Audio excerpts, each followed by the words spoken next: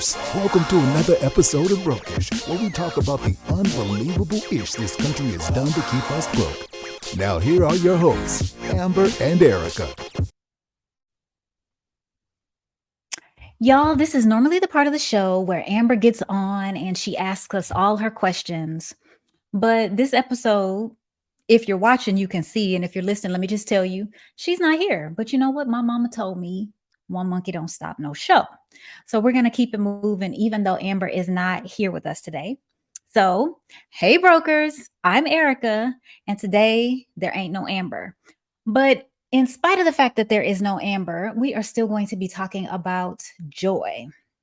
So, for the brokers who have been with us since the beginning of our journey, you know that Brokish started as a way to reflect on the racial wealth gap and this realization that financial literacy is not coming to save any of us.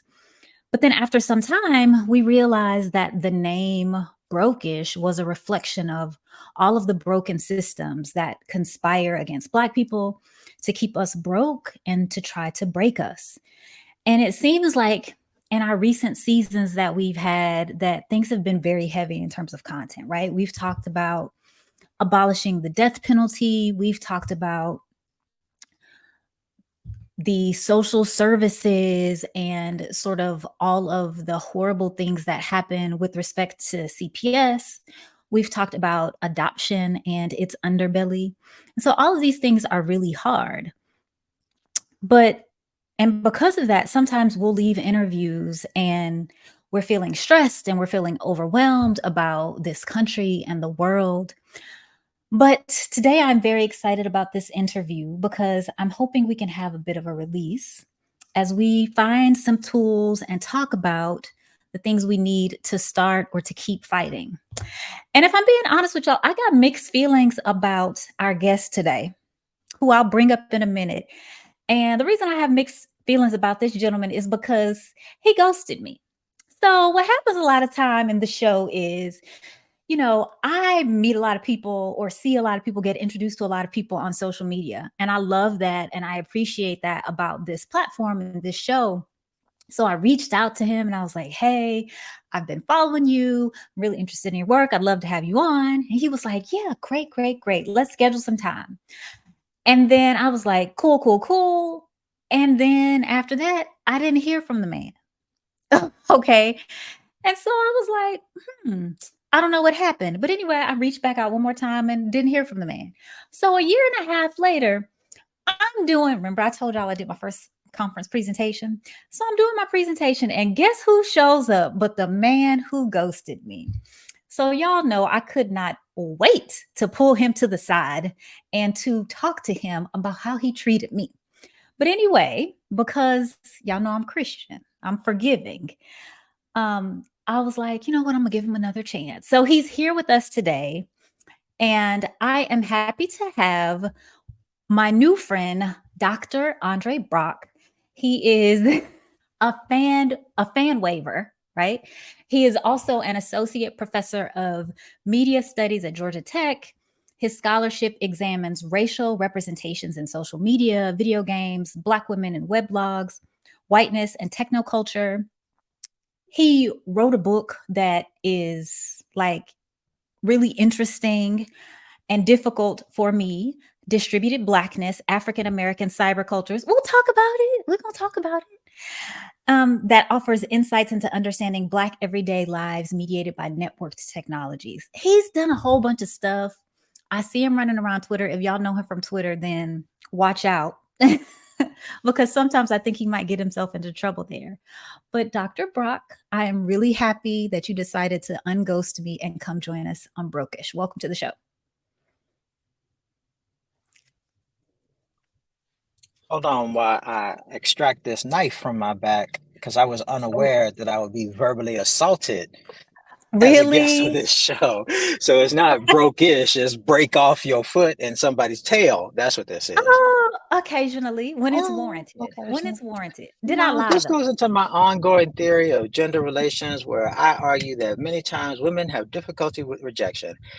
But I cannot deploy that because I will relate to your audience that I didn't get a DM from the charming soon-to-be Dr. Erika Brown. I got a DM from a podcast, her podcast page, and I get requests to be on podcasts a lot, but also her request came not long after some personal tragedy, and so I was less than focused when she hit me up. Or I'm sorry, the podcast hit me up. So my apologies to you for the 13th time since I've met you 4 weeks ago. I'm sorry that you ended up getting ghosted by a terrible person. I'm trying to be a different person now. Is That's that better? amazing. It is much better. And I'm grateful that you did this in public, right? Because these things in private, nah, that's not enough. That you came on here and to my face, Oh, you we was like in a in front of hotel everybody lobby. else. See, now you're gonna have people thinking the wrong. Don't be talking, look, don't be in here talking slick like this. Wait a minute now. But You said joy, right? honestly, we are talking about joy. Okay, good. But let me tell you this though, seriously. When I was thinking about what to talk to you about, I was seriously confounded because I feel like there are a lot of directions that I could go in because I do feel like you know a lot about a lot of things. Y'all know you meet somebody and they like, I know about this and I know about this, but they really know. And so in your case, I'm gonna call you Andre. Y'all call him Dr. Brock. I'm gonna call him Andre. Um, you know so much about a lot of stuff and genuinely. So I was like, what do I talk about? But as I started thinking about that thread that does run through your work, which I do think is joy, I don't know if that's what you would say it is, but I do see a lot of that running through your work. And I also think it's interesting to hear about notions of joy from a man. So I'm just happy to talk to you about that today. So it'll be about technology, it'll be about some other stuff, but certainly I think it'll be about joy. And I think we all need that today and all the days. So just to Agreed. kind of jump in, awesome. So y'all know social media, right, has all of its faults. But it is one of the ways that Black people can experience and share joy. And so, if you don't mind, just kind of help us to understand what social media means for Black people uniquely and how it aligns with our approach for survival in general. So, not long after the Civil Rights Acts were implemented in the 60s, Black folk began to infiltrate white spaces more and more from not just the K through 12 schools in the 50s, but also universities, workplaces in particular, universities and everywhere else. And many of those Black people found themselves being the one, right? Not because they wanted to be the one, but that was as many Black folk as the white folk could tolerate in one space.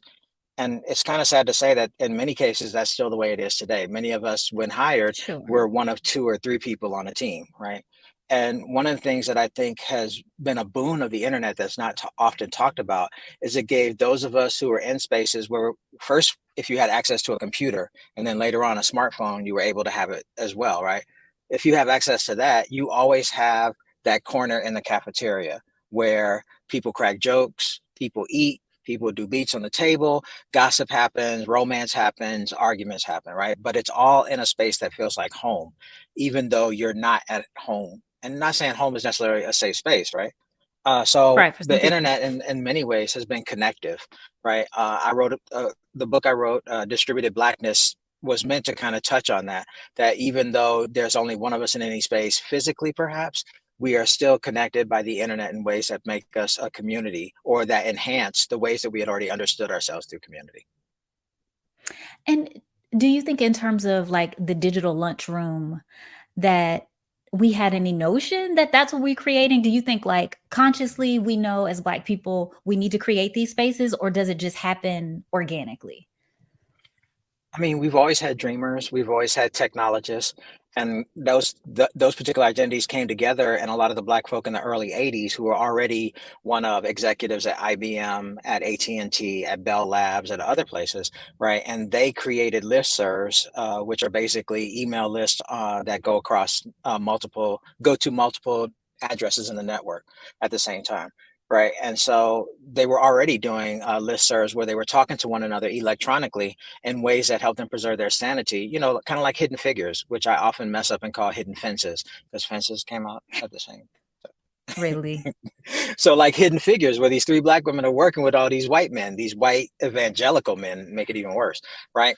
And still had to find ways for themselves to recuperate and recover themselves. So no, as soon as there was an online, there were already black people there. Charlton McElwain wrote a fantastic book about that called Black Software. And as the online spread from intranets inside companies to nationwide internets that span universities and research places, and then later, hold on, let me put both hands in the picture. There we go. And then later, to offices, right, where black women were usually hired to be administrative assistants, but eventually would get hired to be, head of diversity, which is just as bad, right? And so there have always been black people in electronic spaces looking to talk to other black people, and so the internet just added on an additional layer to that. And so my personal like age and everything is my age is not weird, but sort of my station in life and my age is a little bit strange because I graduated college a little bit earlier than most people. So I started working a full-time job when I was 20. So When did when you many people, graduate college, man? why we got to go into all this? Was it the 1997, late okay? 1900s? 1997, okay? Anyway, Was that so when they at signed the that Declaration point, of Independence? look, Go ahead, I'm sorry. as my peers were sort of doing things like getting MySpace pages and all that, I sort of missed that because I was interested in career building and didn't really take the time to cultivate that thing.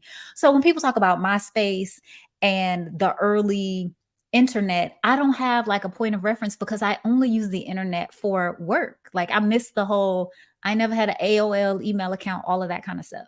So give us, like, for people How like did you me, avoid AOL? Those discs were going out in the early 90s. Your parents look, didn't give you a I computer for homework? did you say my parents? I told you I graduated. First of all, we had a Commodore 64 in the I 80s. had a Commodore So like, 64 in the so 80s. back Whoop, up. whoop. So back up. Ha- Don't even do me Okay. like that. But what I'm I'm saying y'all didn't asking get a is gateway? no, because I was grown by the time computers were a thing. Uh, Tell the people who might be a little bit younger than me and tell me about what it was like sort of coming of age at the same time that the internet broadly was being birthed in this nation. I'm not that old. I'm talking about, tell me, like, Black Planet and MySpace. I want to know what it was like. Oh, I thought you meant the actual internet, not the black internet. No, no. The black, like, so even though you was business minded and didn't look for leisure in online spaces, many Exactly. people were caught up on AOL and CompuServe and a couple of other spaces. It's recorded that there were black interest groups. So one way people before web pages found material or people that they were interested in talking to is develop something called interest groups, right? Okay. Later on Usenet, they became communities. But so they would find each other through bulletin board systems, through AOL chat rooms, through ICQ chat rooms, which was a separate messaging app, kind of like your WhatsApp or GroupMe right now. And so that was how people found one another. And so there was this building class of people who were not only interested in computers, but were computer literate, in part because of their job, in part because they went to college. Because I was in college in '97, and my City College of New York had a computer lab. Right, it's just I lived in Queens, so I couldn't actually make it there. But yeah, so they had access to computers, plus people had access to computers at home. All right, and so in addition to people who found it at work, their kids were finding it on the computer because computers were new and you could play games and all this other stuff, and they ended up in chat rooms. Right, so there's always been a developing black internet, right? Not and even though in many spaces it was dominated by the technical and professional elites, right? So one of the first robust areas of black internet was conservatives, right? Especially Black right before conservatives? Obama. Yeah, baby. Black, give me I some started. names the way I know you're talking about, if you A remember couple any of of them are them. professors now. Lester Spence at Johns Hopkins. Um, what's the man's name? He's the dean of Columbia journalism, black guy. He was on there too. So a number of people who are now Jamel Bowie, did I uh, make that up? Jamel had a blog. He was on a blog called Post Bougie, right? He and a few other people. And so Gene Demby from NPR Code Switch, a lot of these folk are the media arm of these professionals and technical folk, right? But a lot of other ones were also kind of conservative because they had been making money, right? And so they were of the opinion that if I fought against Jim Crow racism and segregation to be the only Black person who graduated my class at Stanford, then I think anybody can do it. Gotcha. Which is a strange sense of, pull yourself up by your bootstraps, even though I am obviously, not interested in the same things you are.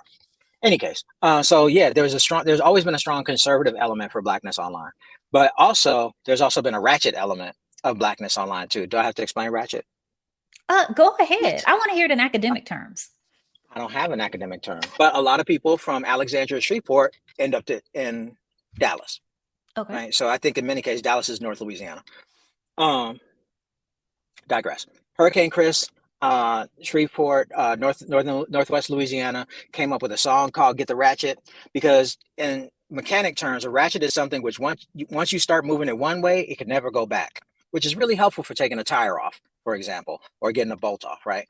They made that, Black folk made the equivalent between that and a automatic pistol or submachine gun. Right? In two senses. One is automatic. So once you pull the trigger, it just keeps firing, right? It don't stop. But also, once you pull out the ratchet, things are not going backwards. We're not going back to peace. We're done. The interesting part about the mechanical... I did not know about any of this. Wait. Hold on. I'm almost done. Let me finish my speech. Okay. The interesting part about all this mechanical stuff translated to masculine, hypermasculinity and violence is that somehow the term became associated with young Black women.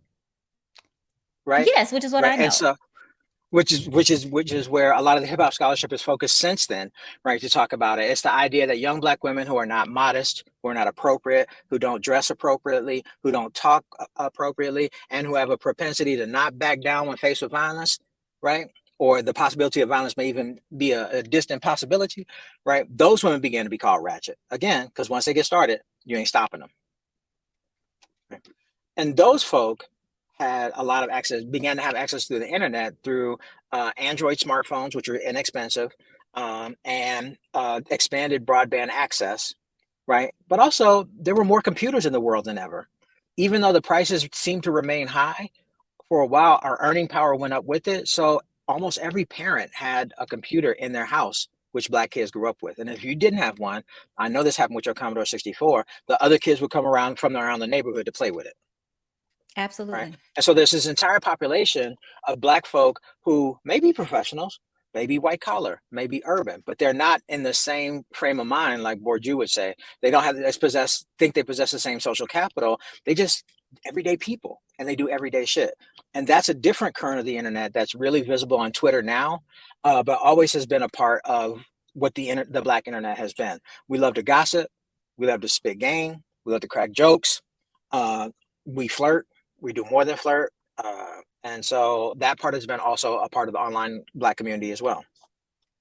I just want to be clear that when Andre is talking about some of these things, when he says we, he's talking about him. Because like all of us not out here on the internet doing all these things. Like I just want to, point that out. Like not all of us are doing that. There's a whole chapter in my book that talks about Black respectability politics, where these people we getting there. We getting there. Hold on. But so you were talking, I'm just trying to take myself off this. My husband listens to this show. You're not going to have him thinking I'm meeting people in hotel lobbies and I'm in people's DMs. You're not going to do that. Okay. So I just know. You wasn't in my DMs. It was your podcast. And right. The hotel lobby was a professional conference where I'm a senior academic, and I was getting to know the juniors around me so I could get them jobs. Yes, exactly. Yes, exactly. But I'm just. Well, she bite, man. she got a sharp tongue. But listen. So you were talking about computers in homes, right? Or maybe in Yeah. some cases, the lack thereof. And I think a lot of us know about that in terms of like the digital divide, right? We've heard that term. And I think a lot of the early discourse around social media or technology or the internet was around the digital divide. And in a lot of ways, it still is. I heard that term a lot, especially with COVID and, students having to do their work from home. But tell us about how Black people in our typical fashion, how we reclaimed these spaces that weren't built for us, because you were talking about how Black people were included and have been involved and worked in technology and the internet from the beginning, but we know these weren't spaces that were built for us. So how did we sort of say, you know what, we're going to reclaim it anyway? We didn't. You don't think we have? No. Tell me more. What we do is we get a corner. We make it ours with the understanding that at some point we may be dispossessed, right? We may be sent away. They may tell us we can't congregate in this one corner, or to be honest, we can't afford the cost of building a community in terms of equipment and expertise, right? We just can't afford Absolutely. it. Those things scale, right? And many of the Black spaces on the internet have been pretty ephemeral. And I'm even including in that stuff that Kathy Hughes Radio One owns, Madame Noir, Bossip. She owns a couple of more, but pretty, well-known websites. They're about 8 to 10 years old. Started out as blogs, right? Even though they've been running for a decade, they've had a consistent turnover of personnel, right? Because being online and Black takes a toll on people if you're in a professional capacity. Digression, my bad.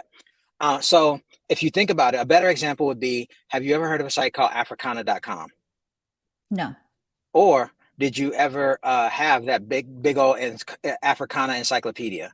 It's like this thick as a coffee table book. So it was No. an initiative by Henry Louis Gates, one of his many, to build out a website where the knowledge of the Black diaspora could be held. First edition was called africana.com. He then partnered it with MSNBC. That didn't work. And then after that kind of fell and failed, he did a site called The Griot, which still exists. Right. And so the cost of keeping that up in terms of continuing to get it news and the required number of viewers to scale upward, like Silicon Valley wants, right? Just they couldn't handle it. And so they either got bought out or got bankrupt, one of the two, right? And so you see this with a lot of spaces. Like one of my favorite websites was The Root, also a Henry Louis Gates initiative, right? Which ended up getting acquired by Univision. Yeah. I did It ended not up getting know acquired by that. Univision, and now it's a piece of Huffington Post, right? And so, yeah, Gates has been trying, to his credit. I don't know many other people who have in the media space like that that are academics, right? And so, but I will say, even in their, whether or not they're going to last 100 years or 10, I mean, the internet still is barely 35 years old, right? The first internet browser came out in 96, right? So it's not even 30 yet, right? We keep finding spaces that we end up making them seem like they're ours because we have this excess of life, right? And so Twitter is one of those spaces. We're only like 20% of Twitter's worldwide base of users, right? But in many ways, our interests, our passions, our hatreds can dominate the platform at a time where, like when Queen Elizabeth died, also Black Twitter was trending, right? Because we were out there watching Dragging the Queen and watching our cousins in Africa and the Caribbean also drag the Queen. And then we watch Irish Yes. Twitter and we begin cheering them on, Oh, right? yes. And so we have this excess of life that we bring almost everywhere we go that makes it a space that feels like it's been here forever and hopefully will continue forever. So let me just stop and say that I like the notion of excess of life. So I need to use that. Thank you for that, because I think it captures a thing that I couldn't articulate. So anyway, thank you. Secondly, also, thank you because I have these conversations with people all the time because people are like, why don't Black people just? Why don't Black people just? And oftentimes it does come down to money in terms of why don't Black people just? But your point is valid and well taken in terms of taking control of or reclaiming the space. I wanted to say or meant to say how we can sort of leverage things that were not meant for us in ways that can be generative to us, right? And so I've seen in some ways that social media has been able to do that. But if you don't mind, let's go back to respectability. And again, my ratchet, respectable queen Amber is not here today. Tell her to But call in. yeah, I should. She's too busy trying to make money. I'm like, Amber, how we Hey. gonna be anti-capitalist and you always chasing a bag? Anyway, Ooh, that's not the point. I want to hear what she So says when she hears this. she probably ain't gonna listen. Mhm. But we know that respectability has long played a really big role in subverting displays of Black joy because we're always so worried about the notion of what white people think of us. And Mm. I remember I was talking to my mother, who is about to turn 75. So, of course, she was a boomer. She grew up in segregated Houston, all of that kind of stuff. And so she tells me this story about how her class got to go to this theater that I think was in downtown Houston. And so she talks about how her teacher spent so much time telling them how they had to dress, how they had to behave, how they had to perform in the theater. There were also some white students at the same theater, and they just got to be children, right? They got to just run around, do what children do, all that kind of stuff, right? And it's always interesting for me as I try to break out of a respectable mold because I was raised by a boomer who was told, you need to look a certain way, you need to speak a certain way, you need to be the thing. And so I try to break out of it so I can understand respectability, but help us to understand how respectability tries to rob us of our joy, but how in many ways the internet, social media has given us a new way to sort of get out of that, break free from it, maybe for somebody like me. Hmm. Okay. So in the book, I step out of my lane. I'm trained as an information scientist, although I do Black studies as well. I stepped out of my lane and started trying to argue that respectability is a combination of ratchetry and racism, right? And the racism part comes from the fact that respectability people want to not be embarrassed by other Black people in the eyes of white people. Mhm. And a lot of Black people get upset when I say that because like we don't care about these white people. We just care about ourselves. We need to look like what, right? And so it's a mode of hygiene is the way I talk about in the book, right? When the folk from the Great Migration came up from rural North Carolina or northern Alabama or Louisiana, right? When they got off the train in Chicago or Philadelphia, New York, there would typically be a group of Black women from local churches to meet them and say, hey, make sure you wash your kids before they leave the house, that they're washed and clean. Your house needs to be clean at all times. Don't take up company with no whole bunch of men, right? Don't go to the jazz clubs because that's where trouble is and drugs, right? And so in many ways, these things seem like, well, they make sense. If you're gonna raise a family, blah blah. If you're gonna, try to make it in a city, that these all are rules that would seem to make sense. But in the meantime, they also sanitized a lot of the ways that Black folk understood themselves coming up from the South, right? They didn't want those people to come up with their jazz or their blues. They didn't want to hear the country way they talked because they felt if you still talk slow and with a deep Southern accent, that meant you were slow mentally, right? And so they wanted to urbanize them. They wanted to make them hygienic, right? And this is particularly pernicious for young Black women. Because there was also an element of sexual coercion in that, in part because a lot of these women themselves had come from the South and knew that white men raped, but also that Black men rape too, right? And so they would be like, you need to quiet down whatever hint of sex appeal you may have, right? You need to be modest and keep your legs closed, and hopefully that way nobody will bother you, white or Black, right?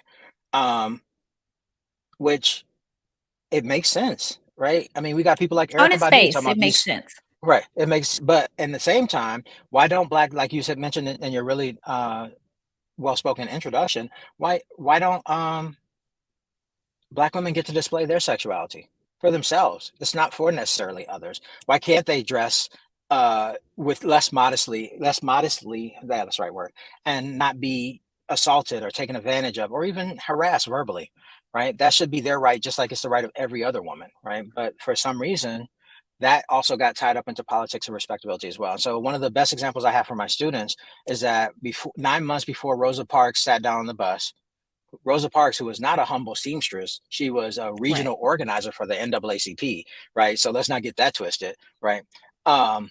There's a young lady who sat down on the bus and refused to give up her seat for a white man. She's 15 years old, named Claudette Colvin.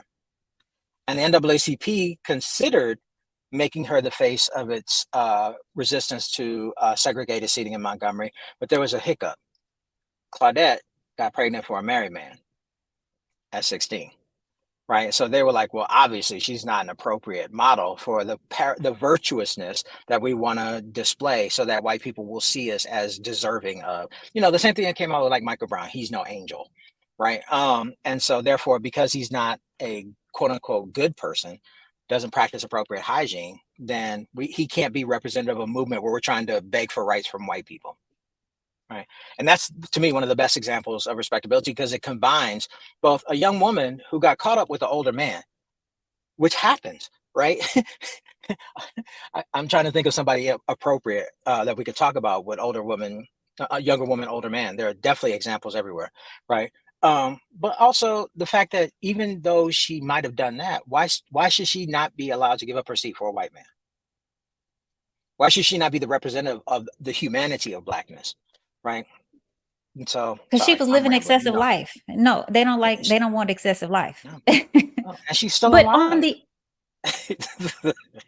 oh, really? Yeah.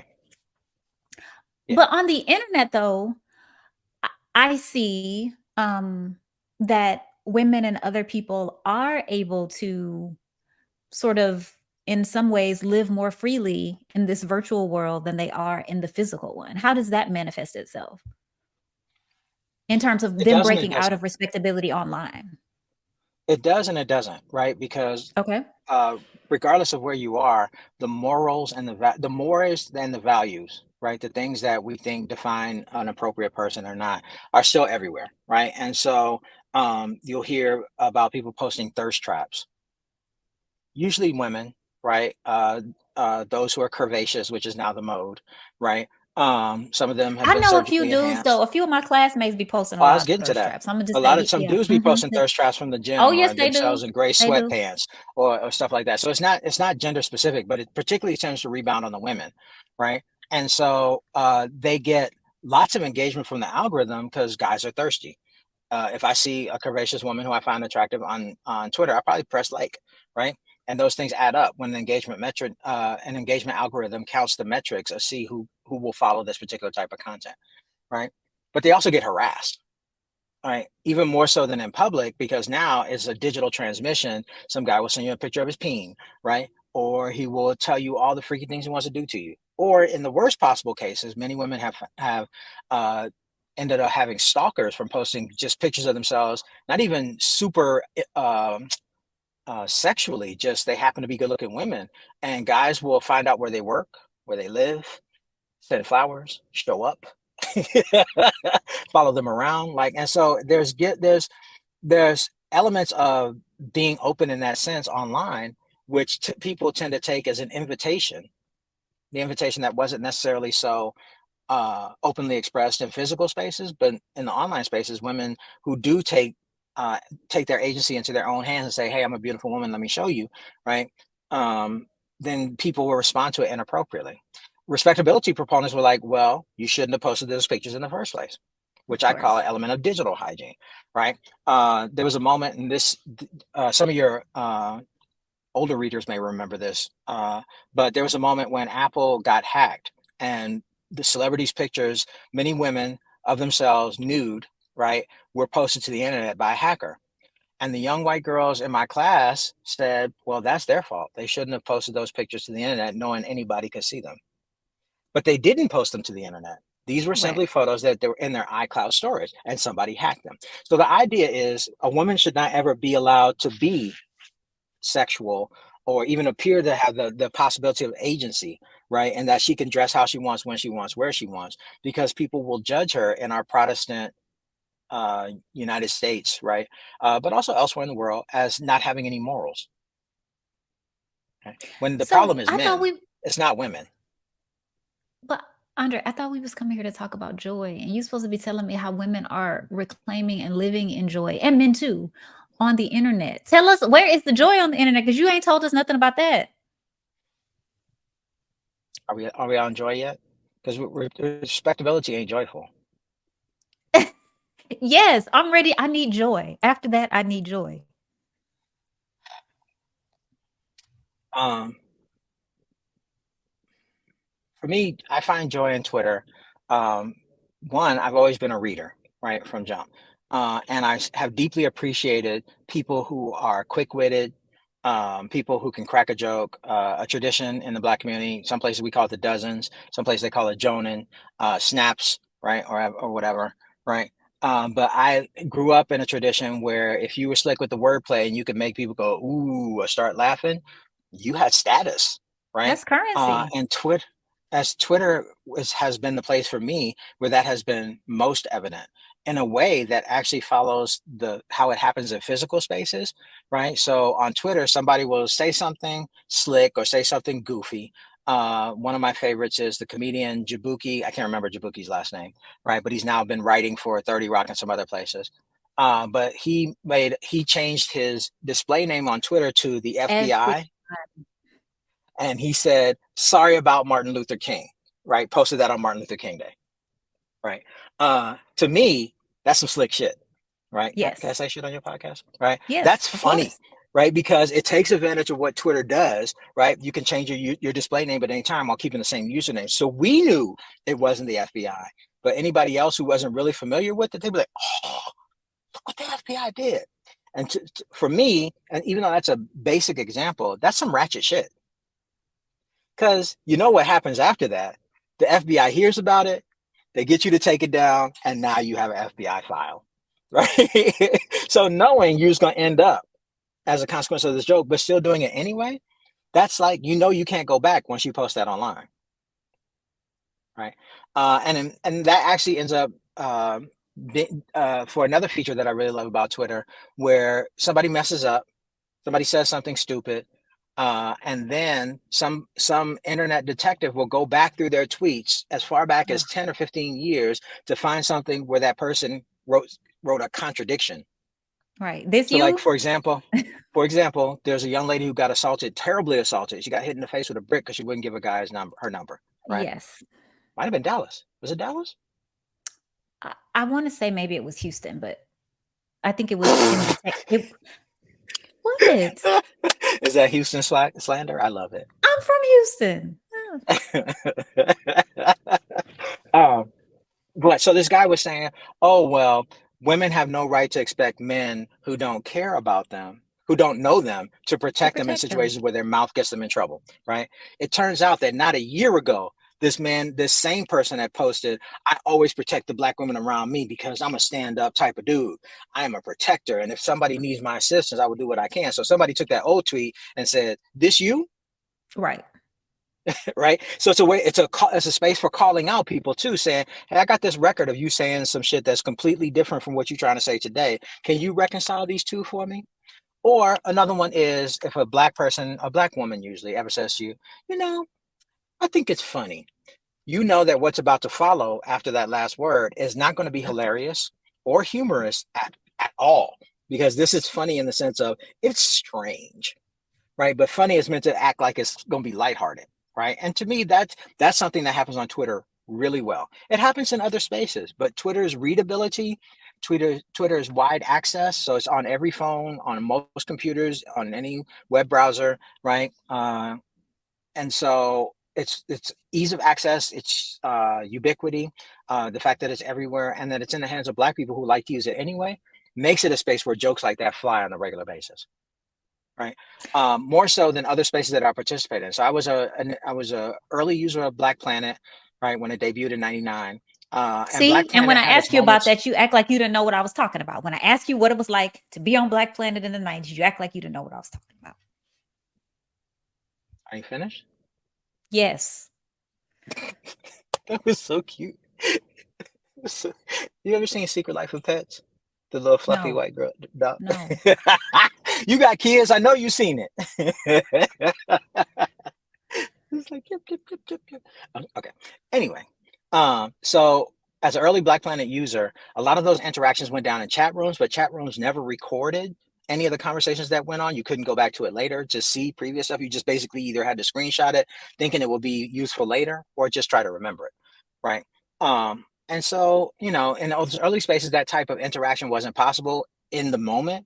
And Twitter really kind of brings to life the ways that those things happen in public spaces. Can I just say, and I've said this on the show before, and I feel very silly saying this. So maybe I will feel less silly saying it in front of you because of what you study and what you do. But probably 75% of the reason that I am in school right now is because of Twitter and sort of the world that it opened up to me in terms of people and ideas and possibilities that I just did not consider as somebody who was heads down in a career from 20. And so when I think about the notion of joy and social media, it really,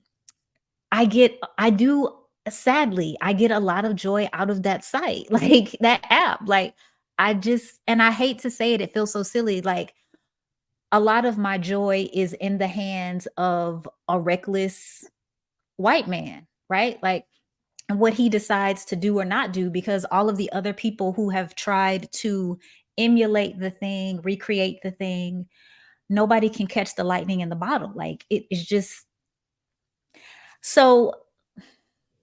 Okay, so first of all, tell me that I'm not crazy for that having been my You're not crazy. experience, okay, thank you. But Most corporate spaces aren't Black enough, and if they are, the Black people try to keep their head down. You know what I mean? And so those moments in the hallway at the water cooler, or we used to have smoke breaks outside on the smoke breaks, that Twitter is that too, right? A moment where you can dip in, see what's cracking, and then dip right back out. and I really like a lot in terms of what, for me as an observer, not a scholar of the space, is just the unifying effect, right? And I think like the Alabama boat incident for me is a really great example of that, right? Like, everybody can come together. You talked about Queen Elizabeth dying. We know that there are the diaspora wars, but on those few days, everybody was like, we are all coming together and forget the diaspora wars. We are all against the Queen. And probably because of my real life, I'm not outside enough that I love to see those opportunities, right? Like, I feel like that's a place where people can do that. So in your scholarly work, or maybe just even anecdotally in the things that you see, I'm not the only one, right, who feels that, who sees how that unification is happening.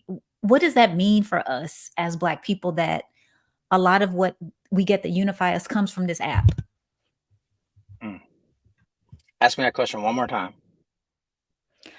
Like, what does it mean in a world where somebody like me gets joy, gets the possibility to unify with other Black people only in a digital space, because 9 times out of 10, I'm at home? I would argue. And what does it mean? Because it's so fragile. It's not as fragile as you would think. So let me go back to the initial part of your statement, right? Elon is reckless, and his recklessness has revealed some of the ways that Twitter has deteriorated, has gotten worse since he took over, but also that in many ways he's carrying on some of the same policies that were in effect when he bought the site. So there are recent revelations that even though the Saudi Arabia is the second largest shareholder behind Elon for Twitter, and they have used it, they have forced Twitter to release names of people who have used Twitter for social justice, right, to protest and stuff, and killed them, right? That's not something that Elon put together. That's something the previous CEO put together. So the Saudis had been getting information from Twitter since 2015, long before Elon purchased it, right? So the idea that one monkey gonna stop a show, right, is not necessarily the case with Twitter. And I say this all the time. Just like all the presidents have been racist, all the owners of Twitter have been racist in one way or another. But the gloss of being part of Silicon Valley, where you're constantly promoting products that you say will increase democracy and make the world a better place and disrupt industries, right? You get that gloss even while you do dirty back deals behind the scenes. Absolutely. I guess I'm just thinking about it from the perspective of I feel like, and this is a naive feeling, but I feel like there is some stability in a publicly traded company versus one that is privately owned, right? Like, I Mm, just feel like there is some, like, there is a little bit of an opening of the veil that happens. And now I just feel like it is sort of uniformly, solely under his control, however he wishes to do that thing. mm. You Yeah, disagree? I think you're absolutely right. So, with that, I feel like what happens when does this place that I personally, and I think a lot of people go to find joy in, what happens when it's not there anymore? And like we've all tried, tell me all the different apps you've tried. Which ones are you on right now? Oh, Twitter Discord, replacements. Discord, Mastodon, Threads, Blue Sky, Spoutable, something new. I think there's one more I'm missing. But yeah, at least six. Something At new. I least ain't heard six. of that one. This is a voice chat app that was promoted very early on when Elon was talking about buying Twitter. That was developed by a group of Black women, but they developed it at a time when I think people are starting to get tired of voice chat. Gotcha. So, Um, so Twitter, I mean, although Twitter is very much of the moment, it took us years to get here. And to be fair, it took us an antagonist, right, to make it really visible, right? First, it was the police following Michael Brown, right? And then it was Donald Trump, right? We came together in many ways to crack on Trump and everything else that was going on. And then we came together for a different antagonist, which was COVID, right? But I'm talking now about a 10-year period, not lightning in a bottle. So most of these apps that have been released, many of them without the same features that Twitter users came to expect. For example, Threads oddly doesn't have threaded conversations, right? Which means that once a person starts a topic, everybody's replies will be visible under that topic. Threads doesn't have that yet. They're now implementing it in a beta, but they launched what 3 months ago, 2 months ago, with 10 million signups without that being there, right? And so people come to expect certain functionality, be able to talk in the same ways they were on Twitter, and crucially, to find those millions of people who have signed up for Twitter over the last 10 years, millions of Black people. Those Black people ain't made it to Threads, just Mastodon, in part because they're not part of those conversations. All they know is that Twitter is dead, right? They've flown to TikTok, to Instagram, and to a lesser extent, I want to say Snapchat, but also they've retreated to group chats. So WhatsApp and The group GroupMe chat have been really is where particularly popular everything too. happens, though. Like, It I really is mean, where everything happens. Or Facebook groups, let's right? just let's be real. Like in Right. my group The chats, group, we pray for the group chats because we like, Lord, if anything happens to the group chat, like we need the safety and security of all group chats. right. And if anything does happen, you'll be mourning it like it was somebody you actually knew, not the people in it, just the chat itself, right? Because it's a third space. It's a space where you're not at home, you're not at work, and you can talk about whatever you love. Everybody's equal, right? There are certain rules. You don't say certain things. And that's the classic definition of what a third space is. Twitter has been that third space, right? But um we're supposed to be talking about joy. We are. And so talk to me about all how people go to social and they don't have to be serious and they can just engage in a bunch of silly shit. They can. And Twitter has proven to be particularly profitable for that. Um, Many of the best jokes on Twitter end up on Instagram as a screenshot, um, not necessarily vice versa. But I will say that we've always been a community oriented culture, right? Sure. Um, Even though I find that in the Midwest and to a certain extent in Dallas and Houston too, right? They don't have big porches like they have back home in Louisiana, right? People don't necessarily sit on their porches in part because it's hot as flames, right, out there. But we used to be in our smaller towns, communities, if we stayed in town, where people would sit on their porches and speak to people who went by. We've always been oriented like that. Um, and that has in many ways translated to how people understand themselves when they get on Twitter, right? It's a community, right? A community that you're part of. And so people feel very free to post aspects of themselves that they may not necessarily do at home, right? So many people have come out on Tumblr, right? Long before their families knew. People have come out on Twitter before their families knew, right? Similarly, women have the freedom on Twitter to talk about their sexual agency, right? To have size conversations, and to be comfortable in discussing those things, reproductive issues, where they wouldn't be able to do that unless they were in cloister spaces like the beauty salon or in somebody's living room, right? And so I argue that being aware that you have access to that community is in itself a form of joy, right? Because there you can recover your true self, not the self that's held down by how you have to behave at work or who you're supposed to be when you're at home, if you're the responsible child or the husband of six or whatever, right? I'm sorry, husband with six kids, because six wives is just too much to contemplate, right? And you can be silly in that space. You can be sexual, you can be ratchet, you can crack jokes, you can talk about somebody's clothing, right? Yeah, it just goes on and on and on, right?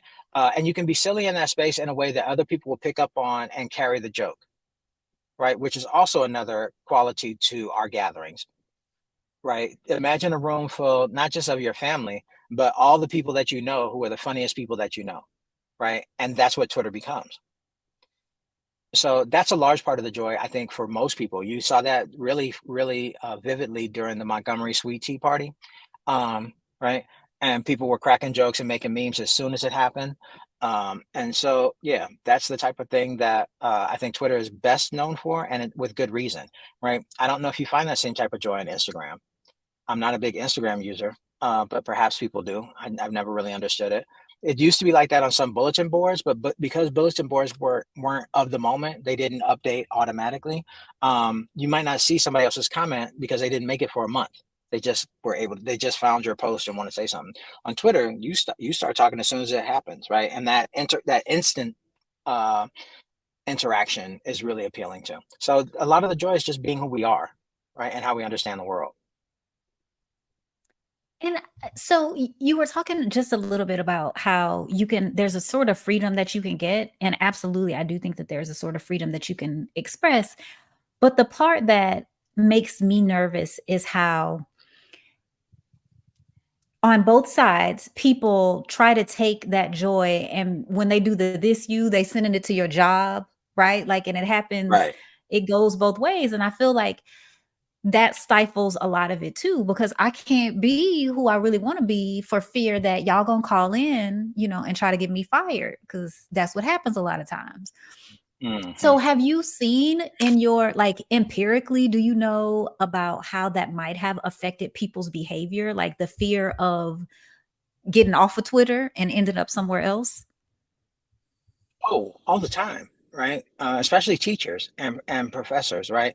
I have any number. Well, yeah, I have any number of uh, Black women faculty who have come into my space, my DMs, to say thank you for being as open about things as you are, because I don't feel like I can do that as faculty. For some reason, the guys don't DM me; they'll just tell me that in person, right? But the women will. Um, and I think in part that's because I try to make it clear that I don't judge, right? And I know that I have a certain amount of privilege that I can do.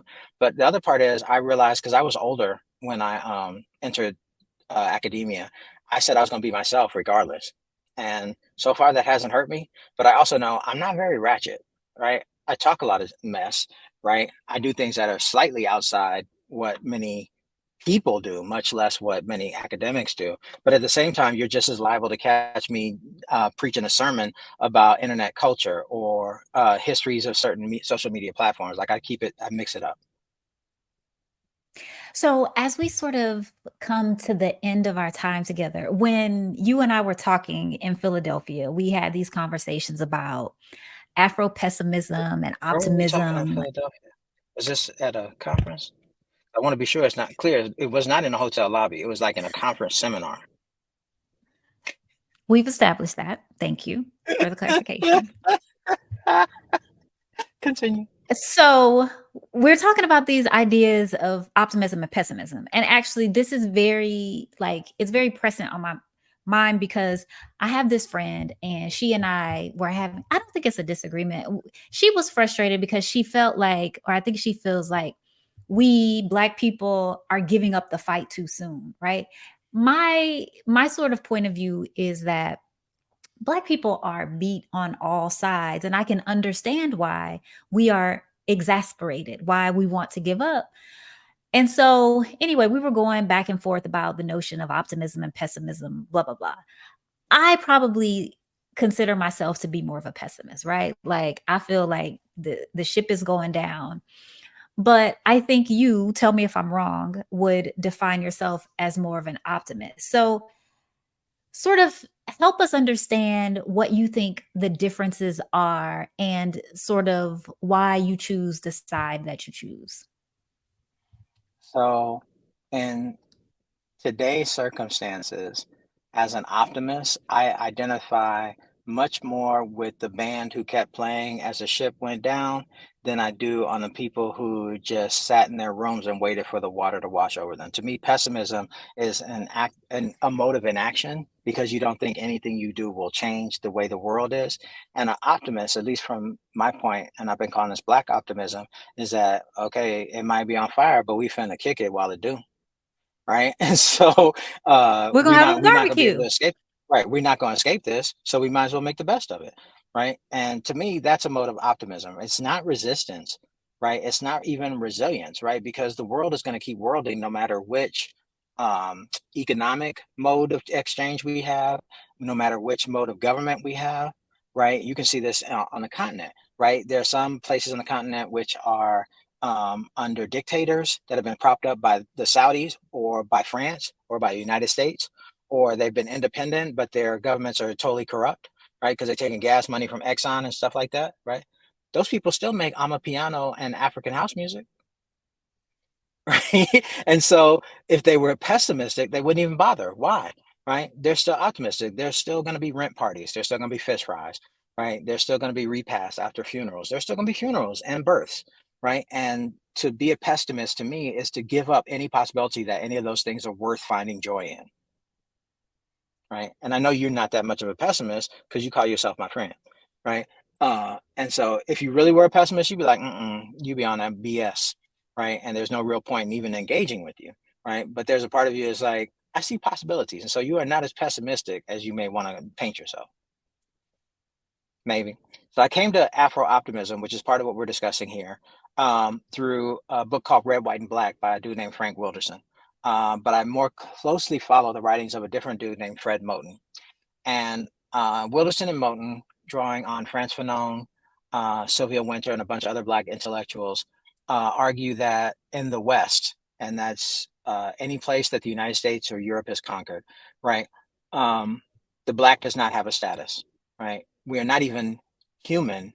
We're non-human, right? And by being reduced to the non-human, our bodies are available to be disposable and to be of use without even the possibility of that use somehow coming to profit us at some point, And I'm not going to right? talk about how And I that's think you described that when you were talking about us, our inability to reclaim spaces that were never our own. Could, but anyway, go ahead, keep going. I'm listening. I mean, reclaim has a different value for me, right? Because even if it's just for a few minutes, those kids sitting on their lunch break, one of three different lunch shifts, making beats, and somebody's rapping and somebody else is Memphis juking on the side, they made that space their own for those few minutes. When they have to leave, the Blackness doesn't remain, but if they come back to it, it reanimates that space, right? So included in my definition of Blackness is that idea that even if we are dispossessed, we still gonna have that excess of life available to us wherever we go. Right. And again, to me, that's an optimistic perspective, right? So for that's Afro-pessimism, right? And one of the other architects of Afro-pessimism says to even want to live, to even want to raise children in this regime of anti-blackness is pathologically insane, right? Which I find fascinating because Black women have babies every day. Hell, Black women have sex every day, right? With raggedy ass homosexuals, men who don't even have a place to live. That's not pessimistic at all, right? They chasing the dream, and so to me, I prefer to say I'm an Afro optimist with the understanding and realization that the world is trash, right? It's been trash in many ways. It's different kinds of trash now, but I'm still looking forward to the weekend when I don't have to teach, when I can hang out with my friends or play with my dogs or pretend like I exercise, right? And those minutes are mine to recuperate, to recover. But also, I will find those minutes during the day, right? One of employers' biggest problems with us going remote during COVID is that they couldn't watch us try to work during the day, and we had to sneak and play solitaire or text our friends on our phones. Now we are actually more productive at home without them looking over our shoulders. They can't stand it. They want us back in that space, right? And so understanding that, this isn't going to change, but I'm still going to find ways to make this life livable, even more than livable. Because to me, resilience is a bare minimum. Resistance is a bare minimum, right? Because once you have nothing to resist, what kind of person will you be? Right? If all you built is for the fight, then when the fight is over, what do you do with a soldier? Right? You hope that they also learn how to cook while they was out in the field or garden or something, right? But they can't continue fighting. That's not no longer as necessary for the community to move forward, right? And so that's been the thrust of my work for the last few years, ever since I discovered an excess of life, the French term jouissance, and the libidinal economy, the stuff that powers Afro-pessimism. And so I think we need to be more thorough about theorizing what joy is, instead of supposing that it comes through dutifully going to work every day, respectability, right? Or being super productive, capitalism, right? Or sacrificing yourself, capitalism, right? Your health and your wealth for a company that don't care about you, right? There's more to life than that. And so to me, that's a mode of joy. Well, Dr. Brock, thank you so much for helping us to understand how you are able to remain optimistic in spite of all the things that are happening.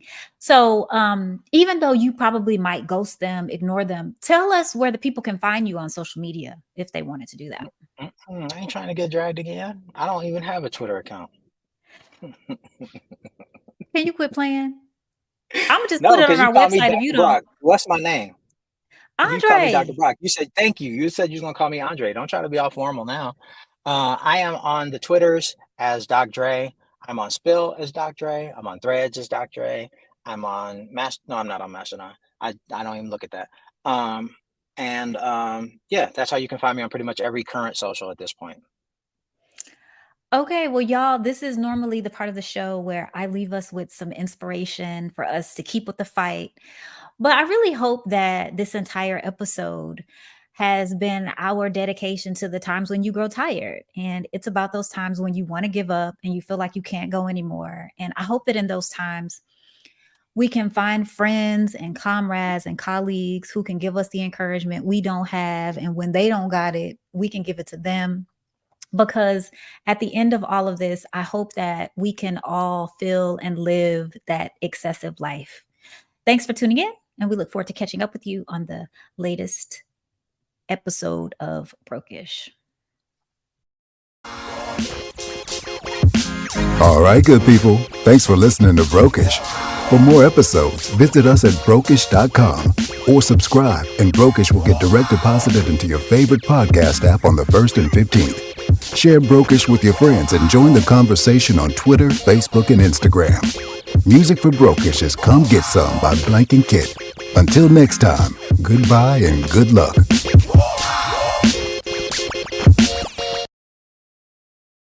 They say when you wear Black Power Media gear, you can accomplish anything. You can play any and every position. From coaching, to kicking, to receiving, to running and juking. And oh my goodness, I see that again in slow motion. Get off me. And you're going to have a lot of haters coming at you, but what you got to do is you got to shake them off, and get to your goal and accomplish it. And when that's done, it's a beautiful thing. I'm talking about going hard, extra, for that extra point. And when it's done beautifully, you talking about touchdown. Oh, and the crowd goes wild and they're celebrating with you and everything.